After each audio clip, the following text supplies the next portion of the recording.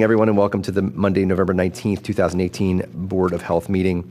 Welcome, everyone. I'll call the meeting to order, and we'll rise for the Pledge of Allegiance, please.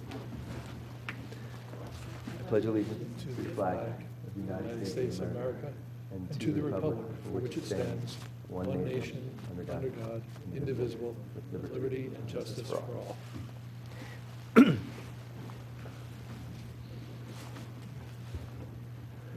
right, Jonah's here. So good, how are you going? Great.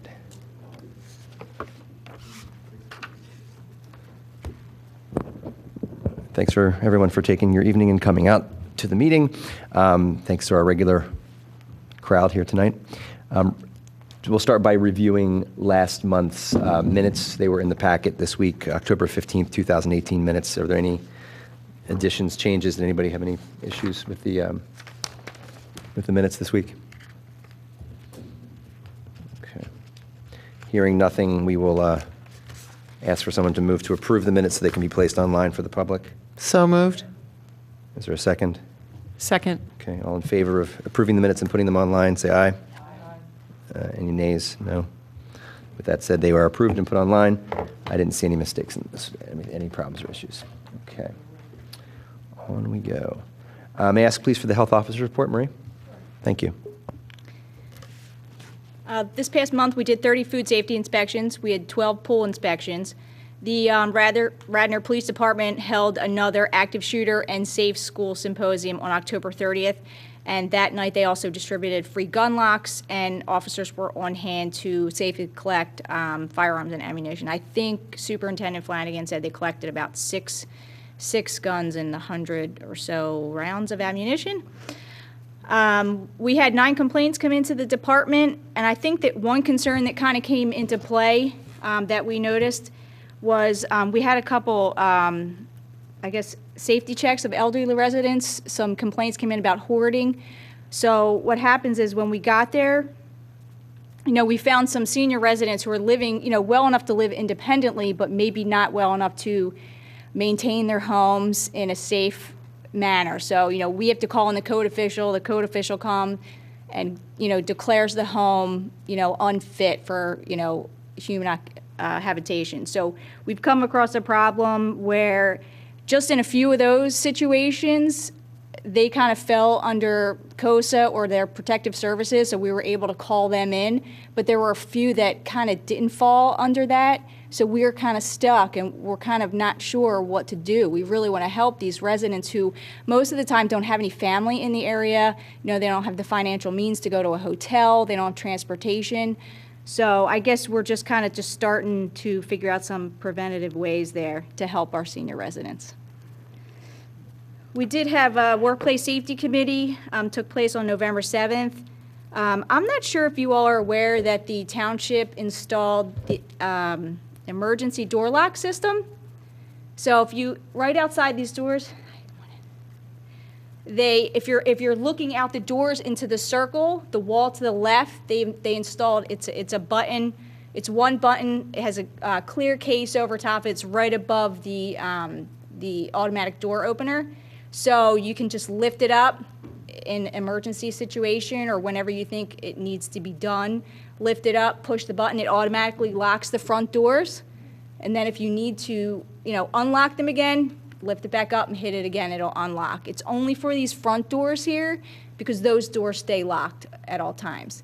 There's also a remote control that will do the same thing that sits at the front desk there. So it's clearly labeled on the counter, the remote to push the button and it automatically locks all the doors so someone can't get in if that situation arises. Okay, that's it. Thank you. Thank you. It's something interesting, though, for the board to maybe put some thought to is some of these in-between cases of seniors who have some issues with hoarding and the environment in their homes. I haven't really heard much of that in this township, so that's interesting. Something to think about. So just of interest, what does COSA offer? Do they have any shelter, temporary shelter, or food services? I know there's Meals on Wheels and things like that, but... COSA, well, there are two areas of COSA. One is where you have to be 60 or older. You can kind of go in. The resident has to actually go in, provide paperwork and all their financial stuff and a bunch of information, get registered through COSA, and then through that they can find out what's available for them. But that's something that needs to be done in advance. So then they have their protective services unit that will come out if need be to investigate an immediate or health concern. So we were able to reach out to them, but there's like a list of multiple kind of things that they have to fall under for them to even come out in that situation. They have to be like in some immediate harm. As far as the area of COSA where they can kind of register, we just can't do that in that moment. Like, I can provide all the information to them, but they've got to schedule another day to go there on their own, and most of them kind of don't follow up. So you're saying they have to consent to have them coming out and look at the house, or? Yeah, they have to be registered with COSA to get any type of services on a regular basis. The protective services unit we can call ourselves at the moment, but if we give them all the information over the phone and it doesn't sound like an emergency case to them, then they won't come out. I don't know if that answers your question. As far as animals and things, that would be the township's responsibility, though. If there was mistreatment or there was multiple animals in a home, that would be something that you guys would deal with.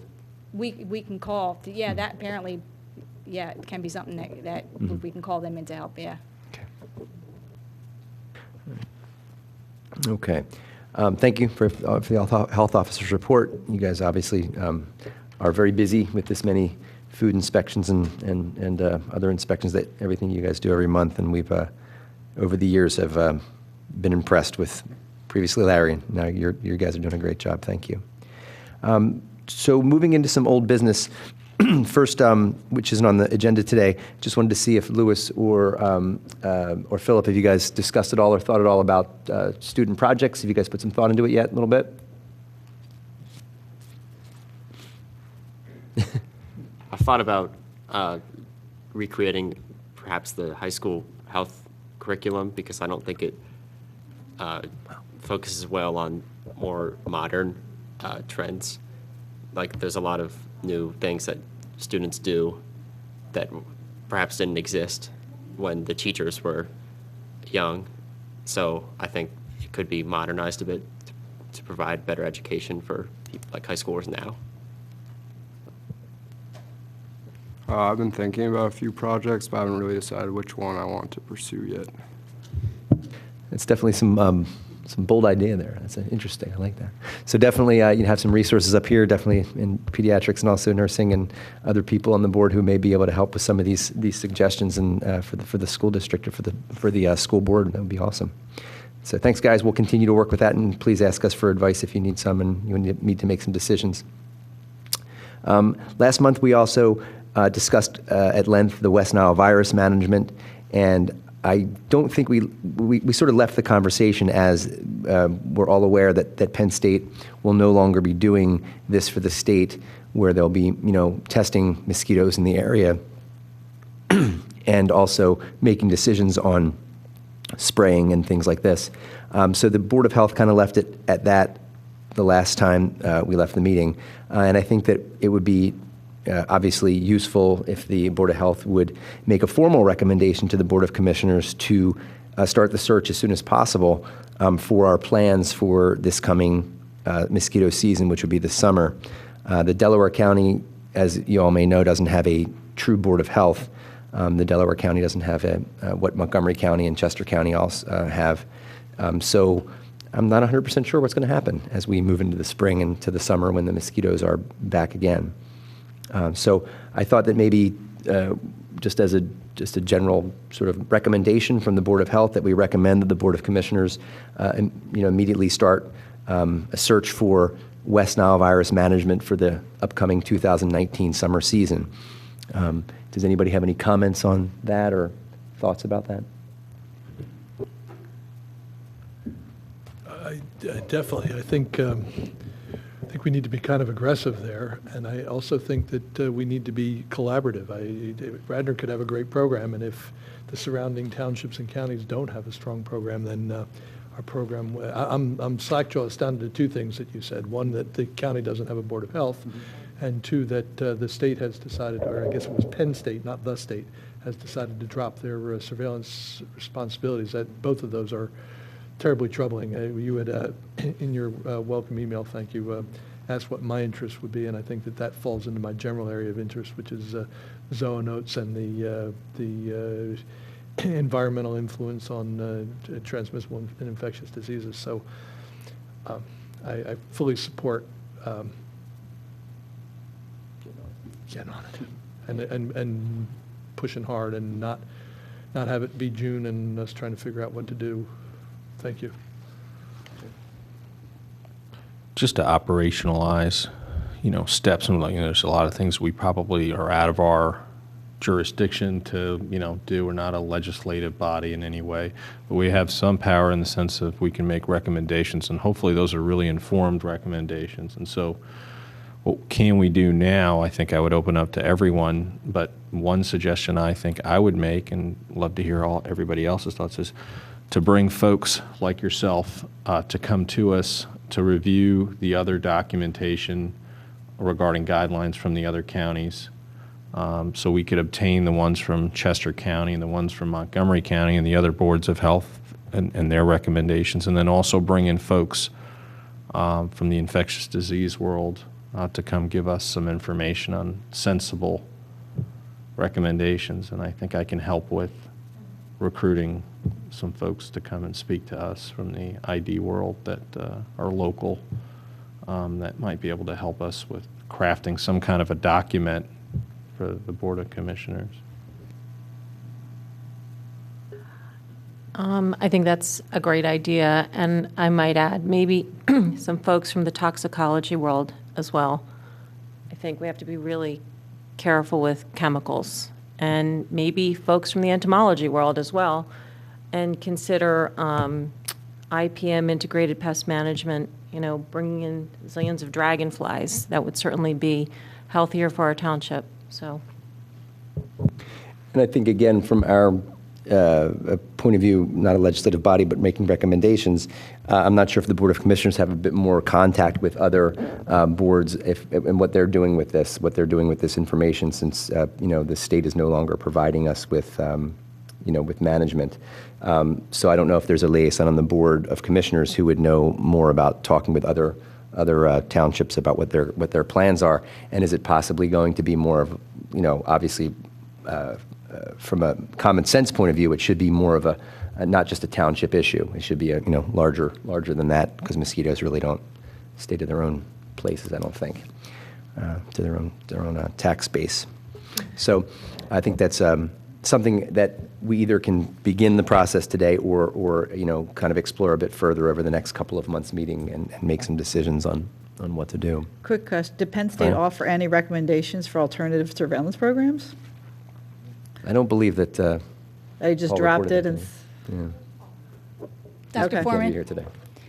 Dr. Foreman? Yeah. I did speak with the director from Intercommunity Health, Lori Devlin, and she mentioned that they are going to start taking applications at the beginning of the year, of January, but she also mentioned there was a good chance that a gentleman who worked closely with Jeff Way from Penn State Extension may take over, since he's familiar with the process. Right, and I'm assuming taking over, and who, is it still the state that's going to pay for this kind of thing, or we're not sure yet? Yeah, I don't know the Okay, so answer we have to to that. speak with them, or the board, about what to do next. Okay.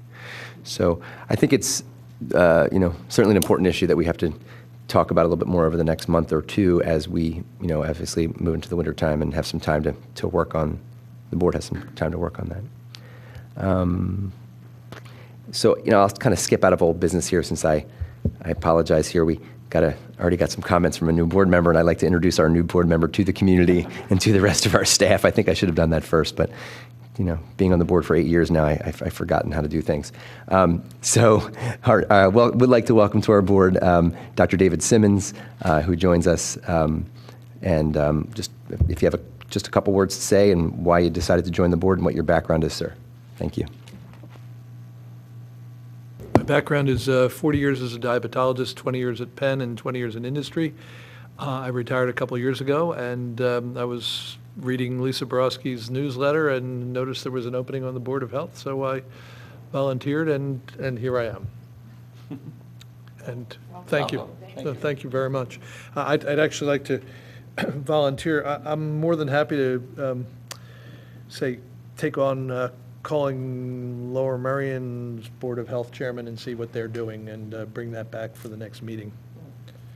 And if that individual has any other recommendations, maybe some of the other townships in the area, since we are at a township level, although it certainly doesn't feel like a township level initiative, but see if they have anything to offer.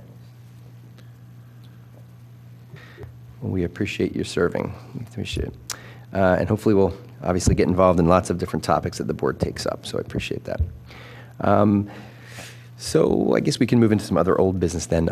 So I think that just to everybody's information, I did get to attend, and I believe Nancy did too, a wonderful ceremony at Villanova this weekend called the Mendel Medal.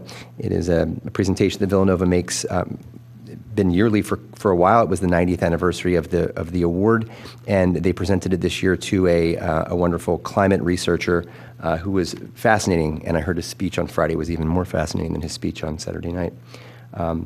They were calling him Dr. Ram because his name is difficult to pronounce, but it's Dr. Ramanathan, and he is a PhD who pretty much figured out that chlorofluorocarbons were responsible for a lot of damage in global warming to the environment in the early 70s, and since then has also been just introducing interesting concepts about climate change, presenting it in a way that is extremely understandable, and is also making actual recommendations that he feels could make a difference in the environment with some, small and large changes that we can all make. And that leads us into our speaking the last few months about the Radnor Ready for 100 initiative, and I believe that the board last time we talked, we would like to make a recommendation to the Board of Commissioners that we would go forward with Radnor Ready for 100. So Nancy, do you want to say a couple more things just so Dr. Simmons is understanding what this is about as well? So we have, Robin, are you prepared to make comments tonight? Sure. Okay. We have our chairs of our Radnor Ready for 100 with us. Basically, townships all around us are moving to support Ready for 100 renewable energy initiative to bring, implement a grassroots strategy to decrease our dependence on carbon-based fuels. So I'm going to introduce Robin Mann, who is chairman of our local initiative, to get us up to speed. And are you ready to share your resolution with us yet? We have language we're working on, so Okay. it's up to you and Sarah. Sarah Pilling is sharing the load and actually carrying it a lot of the time. We're both I'm sorry, Sarah. Local Sierra Club volunteers. The Ready for 100 initiative is a national initiative, but community-led. So it's supported by a national effort to provide, cohesion and consistency, but very much a community-led effort. There are over 100 cities around the country that have already made the commitment. The thinking behind it is that while a lot of the public is concerned about climate change and recognizes the need to move to clean energy, there isn't yet broad, consistent belief that that's possible. And so getting some cities to lead the effort and then being able to demonstrate those commitments and see clean energy use, 100% clean energy use in use, that spreads the confidence. So in Delaware County, we have a team that's working in a number of communities, and in the whole southeastern Pennsylvania area, we have a team for each county. And Montgomery County and Chester County is actually the lead, and a number of towns there have already adopted the commitment. The thinking is that we enlist township governments to adopt a resolution making the commitment to transition to 100% clean energy in a period of time. first transitioning the electrical electrical energy use to 100% clean sources by 2035, and then the transportation sector and other major uses of energy by 2050, so that we're virtually off all non-clean sources of energy by 2050. And following the drafting, the adoption of a resolution, then the Board of Commissioners would provide for a planning initiative to be done to develop a plan to get there. And what we've seen in Chester County already, they're working to build a collaborative effort among a number of townships so that they can share the costs for contracting with a planner to do that work. And in a lot of instances, the Environmental Advisory Council is very involved in overseeing that planning effort, or directly involved in as participating in the planning. So it'll depend, per township. In Radnor, of course, we have already taken previous steps for climate action with the Mayor's Agreement on Climate Change in the early 2000s, and we committed to purchase clean energy, and we are. What this is aimed to do is to step up the sort of the ambition, and also to try and have it be community-wide. So one of the things that we're doing is to build a local team to reach out to community organizations and just sort of build the public support and public engagement and excitement about, people making choices on their own about committing to 100% clean energy.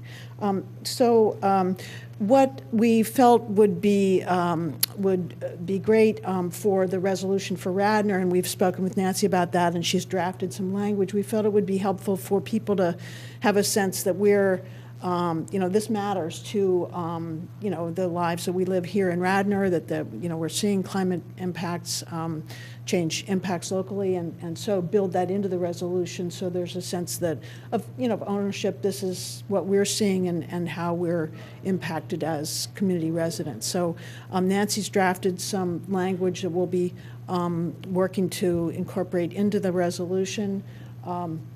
And we'll tailor to a degree around Radnor what we've done so far here, and then another thing that we'll be doing is to update the standard language to reflect the latest IPCC report, so that we, which sort of underscores the urgency of action at all levels of government. And one final thing, and then I don't know if Sarah has comments, just the real premise is that action is needed at all levels, both at the community level and certainly at government levels at the state and national level. So it isn't as if we're asking Radnor to sort of, take this on and not expecting other action, but it's a question of us all being in this together. And so the resolution typically has our local government, our Board of Commissioners, call on our state government to take action, and also our national government. So that's the way it's structured. And Sarah, I don't know if you have comments or Do you want to read what Nancy? Oh yes. So in stating the case for the resolution, there are a series of whereas clauses and then the resolution. So what the language that Nancy has come up with is: reliance on fossil fuels for power and transportation adds particulate matter to the environment that threatens the health of people, especially those with respiratory and cardiac conditions, including asthma and heart attacks, and contributes to climate changes, including rising temperatures which threaten the health of vulnerable populations, including elders and young children, and contributes to climate changes associated with more frequent dramatic weather patterns, including storms associated with flooding that tax the capacity of our first responders to protect the safety of the population and also disrupt sanitation systems, exacerbating the risk of epidemics of infectious diseases. and lead to changes in the pattern of flora and fauna, including vectors that increasingly transmit tropical infectious diseases in what used to be temperate areas, and alter agricultural yields, which lead to marked increases in food prices, threatening the nutritional health of people in low-income and fixed-income households. And whereas vulnerable populations, particularly those living in low-income and fixed-income households, are placed at greater risks by rising costs of household energy, fuel, food, and the burden of care for health threats. So it's quite comprehensive, and we felt that, this will help to sort of give people a sense that this really is real and they're touched in some way by these influences. So I don't know if you have any questions, but we appreciate this opportunity. So thank you. Moving forward, when you have your language as you like it, we can bring it to us to endorse. Wonderful. We'd love to do that. We're getting, some feedback on the characterization of the latest IPCC report, and but we should have something to send you. We just didn't quite have it ready for this evening, but thank you for that. Thank you for the update. Well, absolutely. Thank you. And I think it's so important to have that kind of language. I mean, it really brings the science to the forefront, and I think that's the piece that we at the Board of Health really like to share with the public and let them know that this is the science at the forefront. We're making recommendations based upon the current science, and it'll bring us to our next topic. But that's very, very helpful. Thank you. Thank you very much. Can I say one thing? Sure, sir. Sarah Pilling from Garrett Hill, and also a member of the Skunk Hollow Community Garden with a science background.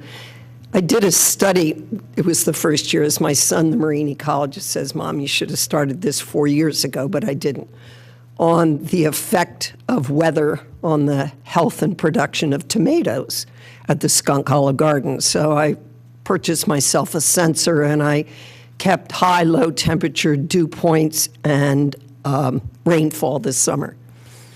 And just to let you know, because I think people know that the weather's been bad, but they don't keep it. We had 21 days over 90 degrees between the 15th of April and the 1st of September. That didn't count what happened in September when we had more heat. But we had 100 days with the dew point over 60, and that's uncomfortable. And we had 36 inches of rain in the garden. Now that, you have to say that was in the garden, because the 13th of August, when they had 8 inches in Wayne, we had 4 inches at Skunk Hollow. But this is here, and we feel that the health aspect is what's going to catch the township's attention. Sea level rise, unless they've got a beach house, it isn't going to show the urgency of it. And to go back to the elderly, this is a piece that, as an elder person, I'm concerned with. They're saying that by 2040, we're going to have between 73 and 90 days in the Philadelphia region over 90 degrees. So this is something the township is going to want to think about. What are they going to do with these seniors on fixed income, like having cooling centers and then warming centers in the winter, because the babies and the elders are really going to be the ones who are going to be affected in this. So I just thought it might help for you to hear the reality of the weather as we measured it at Skunk Hollow Garden this summer. It's pretty dramatic. Do we have a minute to stay on this, or do we need to move on? Because I'm a little confused, because we started with a declaration of an action that sounded completely reasonable, that is, say, be the change you want to see and get the township to move to sustainable energy sources. But it kind of moved backward to a statement about the science, and then a demonstration that the science documents that climate change is here and it is important and hostile to our best interests. So where are we? Do we have to convince the board, or are we at action items? Because if we're at action items, I think that maybe it's not enough just to get sustainable energy, but to also work to, at the township, county, and regional and state level, to remove barriers to the adoption of sustainable energy and sustainable practices across the board. So where are we? What are we still trying to convince people, or are we actually to the point of making recommendations on taking action? I certainly think that the statement that they're making, that this science part, would be, followed by we would recommend that this Radnor 100 plan, Ready for 100 initiative. And on that's this one piece, but I think there has to be, obviously other parts to address climate change in general.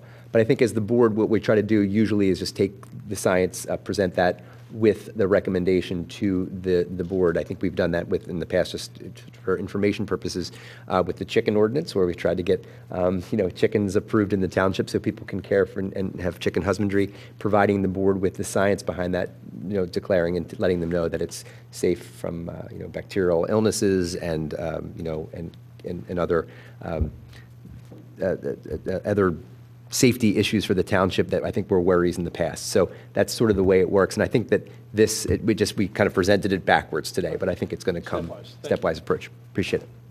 All right, no problem.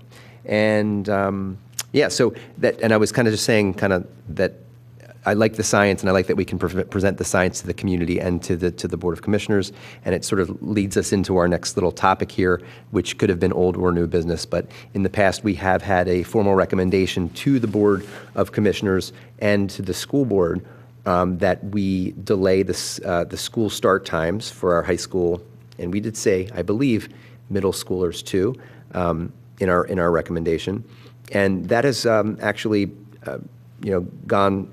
For a few years now, there's been research on this, and there's a committee in the township that's been working very hard to actually make this happen.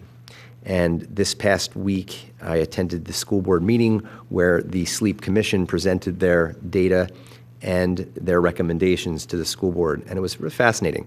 I felt like it was sort of a tipping point, actually. I feel like the school board, the people who were in attendance for the meeting, were very pro this resolution and very pro it changing, and the naysayers who had their issues were mostly over how are we going to do this? What are the costs? What are the logistics to make this happen? The sleep board, the sleep committee rather, their recommendation was to delay the high school start time to 8:30. The school principal at Radnor High School, or the vice principal, Mr. Bechtel, is he the vice or the senior? I can't remember if he's the principal or the vice principal. But he basically was able to maneuver the day where an hour later time for the high school students would only result in about a 43 or 42-minute delay in their dismissal in the afternoon by changing the times between classes and changing around homeroom periods and things like this. So it's very interesting that they were able to kind of get the schedule down. There has been talk with the sports leagues that they're going to be able to delay sports for the half hour to 42 minutes in the afternoon to get the kids to where they need to go for sports. There has been talk with parents in the community, although I think there needs to be a little bit more outreach to parents about what they're going to do with their elementary school kids who will be delayed to going to school in the morning because the high schoolers will be going kind of later, and the elementary school kids will be delayed a little bit as well. So there has to be some more outreach on that. And the biggest, issue that came up was busing. And I think that's, obviously, I learned a whole lot at the meeting about how many children are bused in this township, that we bus, half of our students are public school students and the other half we bus are private school students.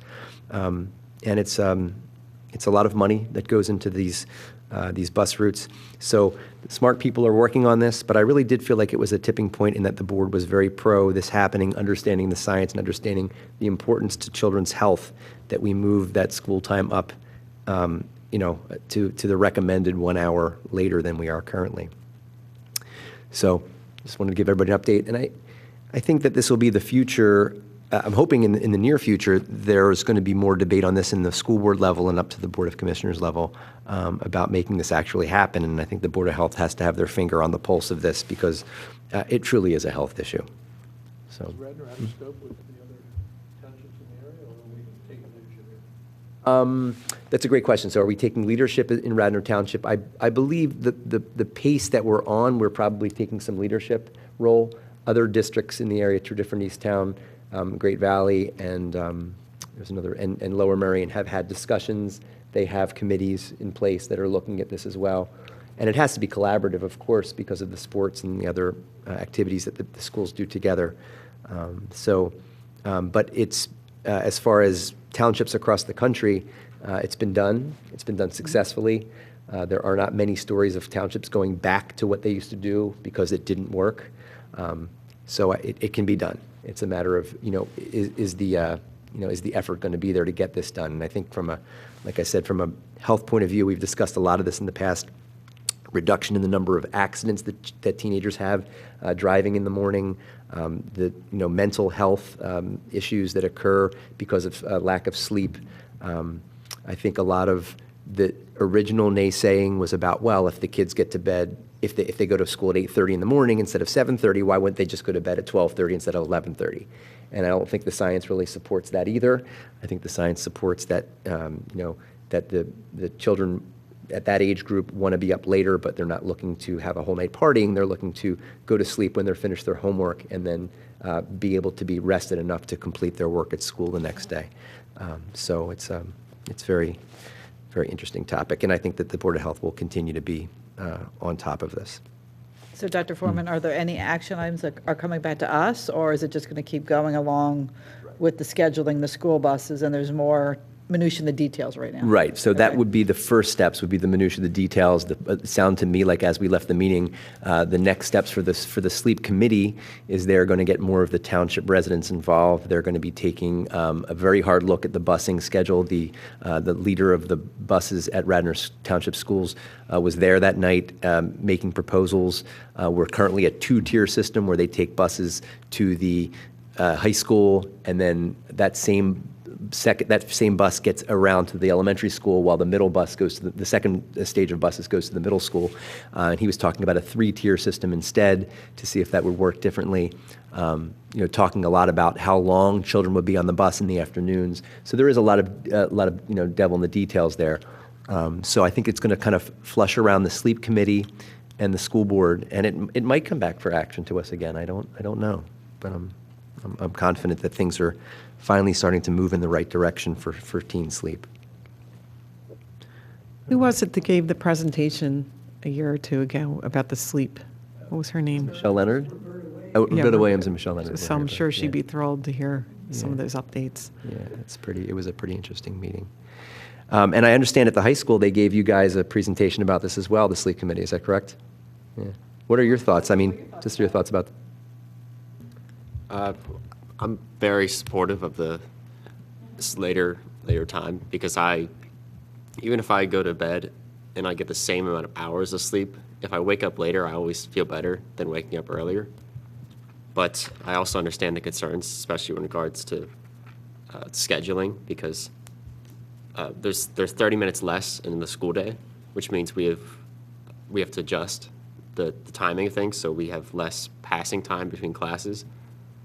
We eliminated the homeroom. We would eliminate the homeroom time. So I think that some students would be late to their first period classes and late to other classes, because even with the 5-minute time, sometimes if I'm in totally different ends of the school, I'll not make it. And I think the scheduling could be worked on a little bit, but I'm in general very supportive of the later time. I kind of had the view, as like some people that you already addressed, where they thought like, oh, people will just be like going to bed an hour later. I know you said that that's not generally like how teens will act. They won't just choose to stay up, but you were saying instead they would go to bed like when their homework is done. My question was, like, I agree that people wouldn't stay up like later than they need to just because school is starting later, but if homework is like as much as they're receiving now, like how does that really affect like when they go to bed? Great questions. I mean, there's certainly good questions. I think the kind of the science behind the sleep for the teens is that there are certain melatonin and cortisol cycles that occur in the brain, and that teens are shifted a bit, and their melatonin is secreted later in the evening, their cortisol is secreted later in the morning, and it's probably more of a healthy sleep pattern for them to go to school a little bit later. I can't say that all students wouldn't go to bed later. I agree with you. I mean, there's plenty of Fortnite to play at 11 o'clock at night, and I'm sure many would take advantage of that. But I think that from the medical point of view, from a teen's brain, it does make scientific sense for them to get to school a bit later in the morning rather than getting up at my daughter does at 6:05 and getting her ready for school and getting and she gets driven to school. So if you're getting on the bus, you're probably getting up earlier. So that one extra hour I think could make a significant difference, and it's shown in statistics to do that across the country. So I think it's an important piece. But you're absolutely correct, Phil. So and then just one other thing that I was going to mention, because Lewis had said, the transition between classes, one of the things that was brought up in the meeting I thought was really interesting was that, is it possible to do like a test week? What would happen if we did a test week at the high school where you only get 4 minutes between your, 3 or 4 minutes they're proposing between classes, and see what happens? Might be interesting to see how kids do and how long classes are delayed waiting for people to come in late. Mr. Bechtel was very much in favor of trying it out to see what happens, because I think it would be interesting to see how that works. So, all right. So that's a bit of an update on sleep times in the district, and I think it's an important topic for us to continue to follow. I don't think I had any other new business. Was there any other new business anyone had? I know last month we had talked a bit about, I'm sorry, Joan, I was going to talk to you about that, that's right. So we do have one more discussion that Joan had emailed me about concerning wild animals in the community and motor vehicle safety.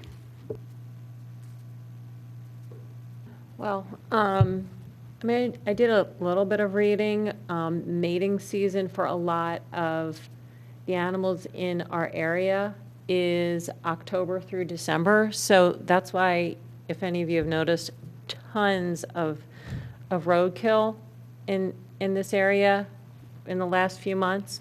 Screaming foxes. Lots of screaming foxes. Lots of screaming foxes, yeah.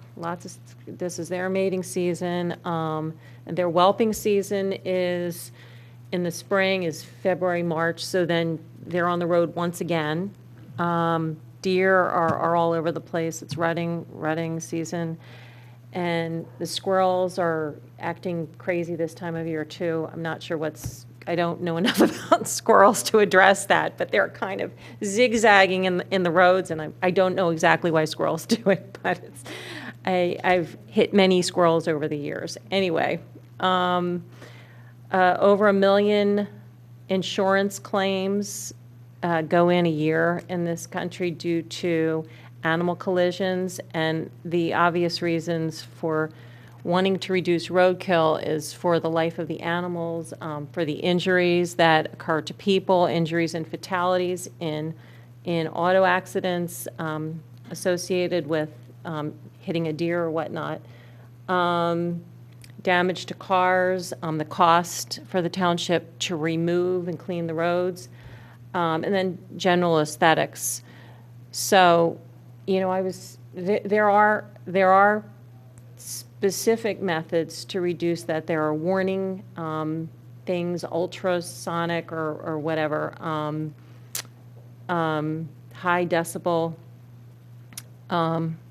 devices that can go on to the front of the car that we can't hear, that animals can hear, that keep them out of the road. Speed limits in high wildlife crossing areas, different speed limits, speed bumps, warning signs. I know I'm taught a kid to drive 2 years ago, and right now I'm having the pleasure of teaching another one to drive. And I'm constantly hammering that home, that expect animals in the road at night. Expect it. It's more the rule than the exception that driving around here at night on any of the roads, you're going to see a deer that is crossing or ready to cross, thinking about crossing, just crossed, and their buddies are on the other side.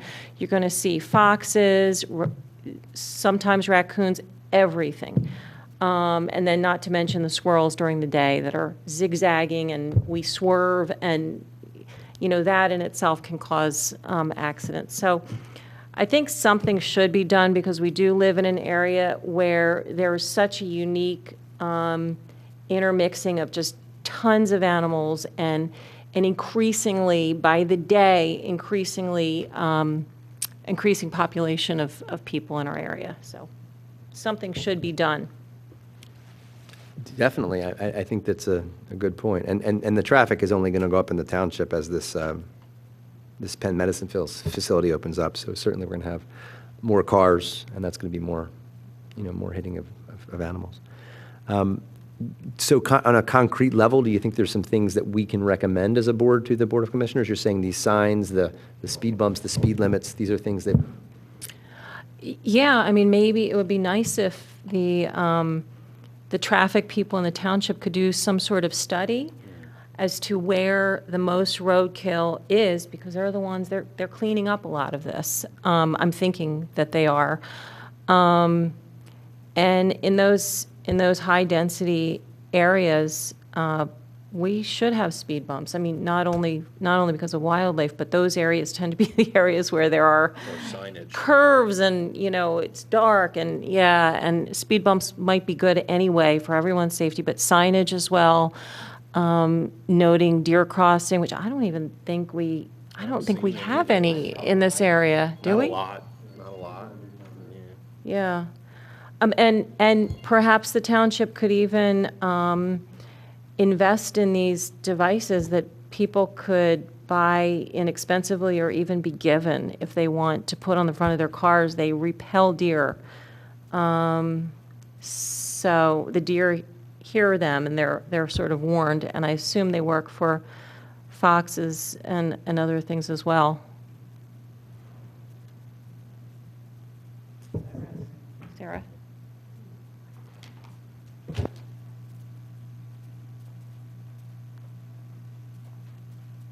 Sometimes groups in the township don't interact. The township has been involved the last 4 or 5 years with a very dynamic deer removal issue that the USDA does. And the main, if I remember it correctly, the main source of issue is along Bryn Mawr Avenue with deer crossing, coming up into the Willows, but they're coming out of Haverford Township.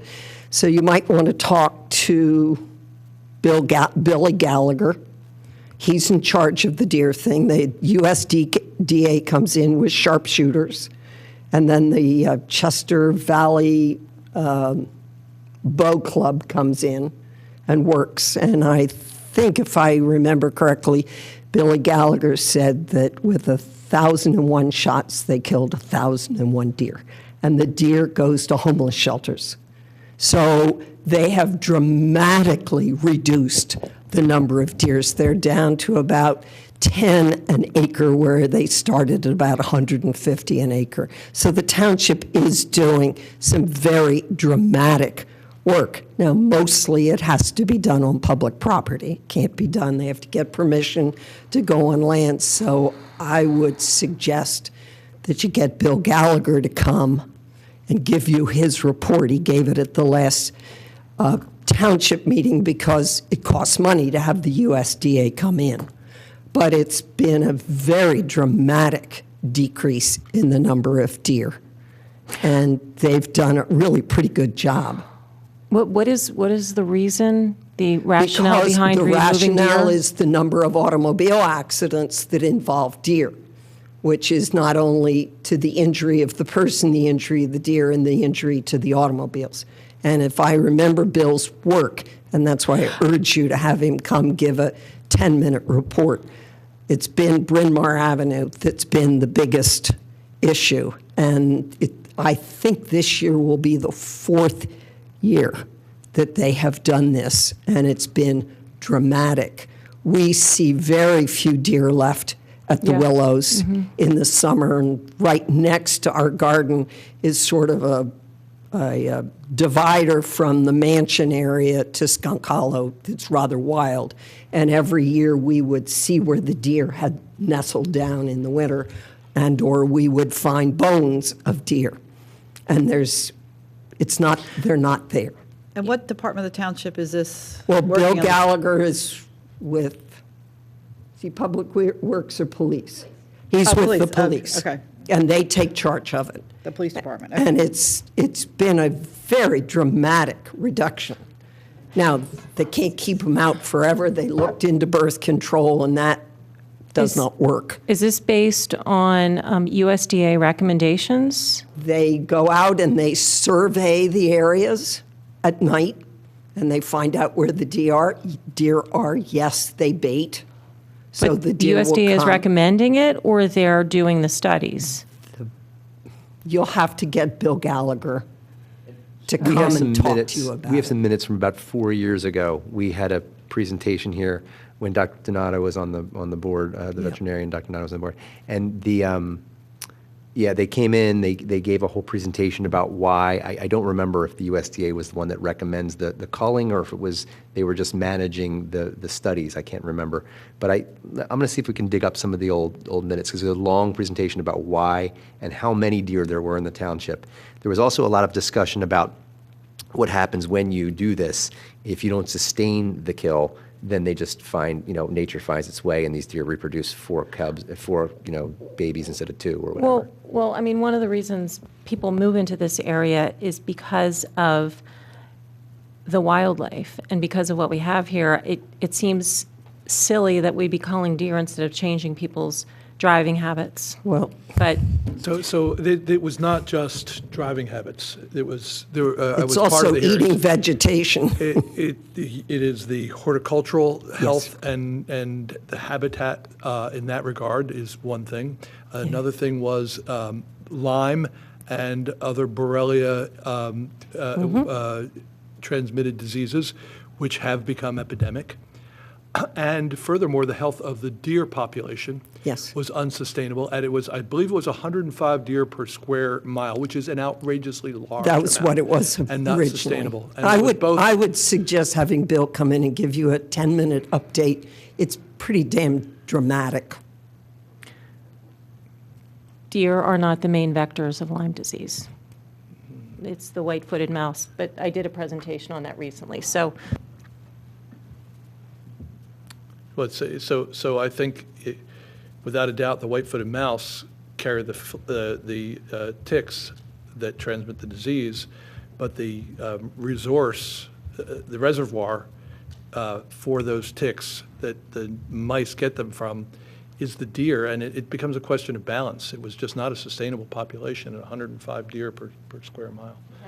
I think though that the opportunity, whatever the deer population might be, is for us to find other approaches that might help keep our drivers safe as they're driving in the night when there's not a lot of lights out in our town and a lot of parts of it.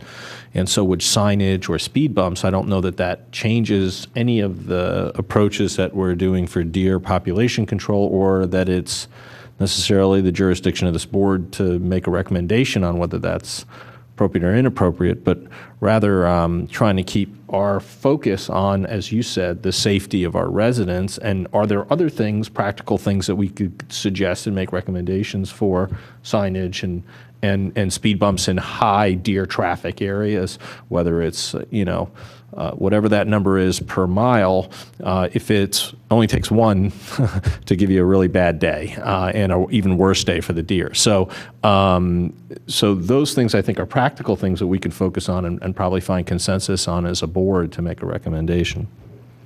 I'm really surprised because I live on the end of the township by Haverford, and honestly, I can say I think there's more deer than ever. I haven't noticed any impact on deer reduction. I'm surprised to hear that, to be honest.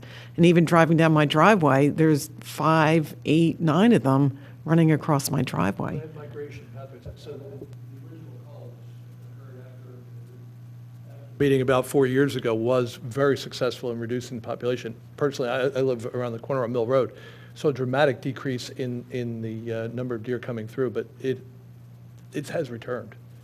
It has returned. But the other thing, construction, the Villanova construction, some of the water runoff, because they do tend to migrate along the creek pathway. So it's going to be heterogeneous with regard to what you experience. It's very possible that what's changing is migration and not number, right? So it may be an opportunity that we're all right here and that we're all experiencing deer, but it's really migration, not population. Makes sense. Well said, Amit. Thank you very much. And I totally agree. I think that we should explore the possibilities of helping the health of our residents by finding ways to make it safer to drive in this community, which is always an issue with no lights. So are we going to ask for an update from the? I think it's a great idea. Okay. I think let me contact Mr. Gallagher this month and see if we can get an Okay. update next month and start looking into this a bit further, and it'd be great. So I will take care of that. We find out to correlation between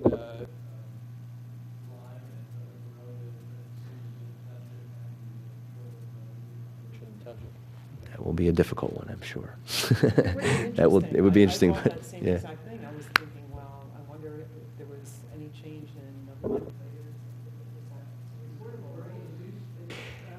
Well, if you have a Board of Health, it is. So in Chester County, we do report cases of Lyme disease to Chester County Board of Health, and we're actually sent a form every time there's a positive Lyme titer at a laboratory that we've ordered to give some more details about where this child lives and some other information.